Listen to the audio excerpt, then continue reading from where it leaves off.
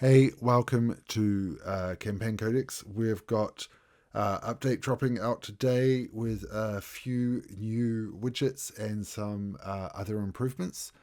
So, jumping into the big stuff, the new widgets that have been added are this trade-in counter, transaction viewer, and journal sheets. The transaction viewer here will display all the transactions that have been made either by selling at the trading counter or buying from the services or the inventory, and it will keep a record of them here. You will need to enable that setting in the core settings here, enable transaction logging. And here we've got another setting, the add purchase funds to the inventory's held currency. So that means when a player buys something from an inventory, those funds are added to the inventory's total on the sheet. Jumping on to our trade in counter. As a GM, you've got a reasonable amount of control. You can set out the multiplier that it's paid out at. You can set a maximum value. You can have the funds as unlimited or going by the coins that are available. You can select the item types that are able to be sold to this sheet. This populates directly from the system's item document types. So you can just click those to select them. Otherwise, if none are selected, they're all available. You can filter out by title, so you can put gem in here, and then only items with gem in the title could be sold. And you could also get in here with flags as well, so maybe like system.rarity, and you could set that to be uncommon, for example, and then your only uncommon items could be sold to this sheet. And you can add multiple filters onto it.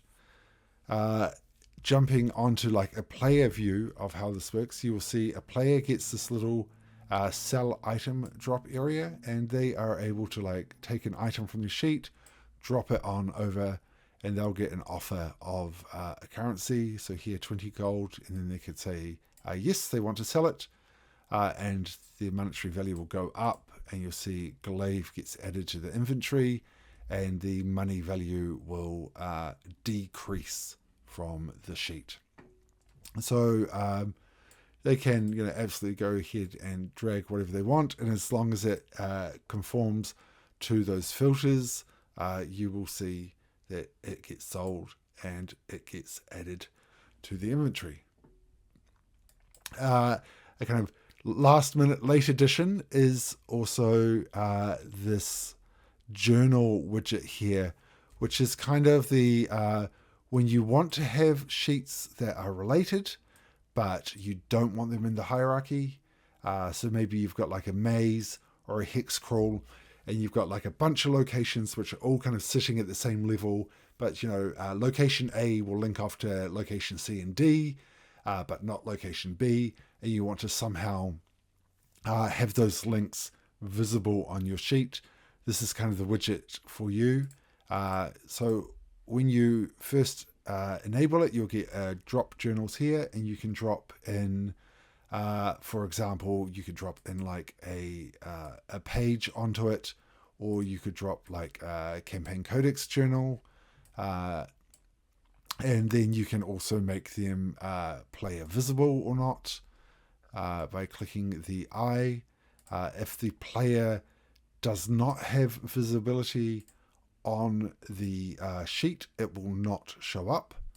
So this player does not have observer or higher permission to see the transaction report, so it's not showing in the sheet even though it's set to visible. And you can like hide out sheets so they don't show on the player side as well. And sheets that have been set to visible will have this nice little highlight around the edge, and clicking on them will open up the sheet. So a quick and easy way to kind of link together sheets or have links to sheets that aren't forming kind of the relationship bonds or jumping into the hierarchy, but kind of like this is a quick link off, or it's a relationship in a tenuous kind of way. So jumping into some other updates and handy little things, we've got in the macro widgets, we've got this transaction records, which will scan out all of the Campaign Codex sheets and give you a report of all the transactions across them into a nice big journal folder that you can have a check and then click through to the sheets as well. In the experiments, there are more Watabo passes like the neighborhood and medieval village, medieval city passer. So they're all sitting in there as well. I have added integration for synthetic dream machine system. So that's compatible with the quests and inventory now. So XP and money all works as it should. There have been some fixes for the map note markers, visibility, and a few new icons added to the dictionary for the icon picker. And then just some back-end workflow stuff has been improved on or fixed in some way. So jump onto Patreon, Discord, join the conversation.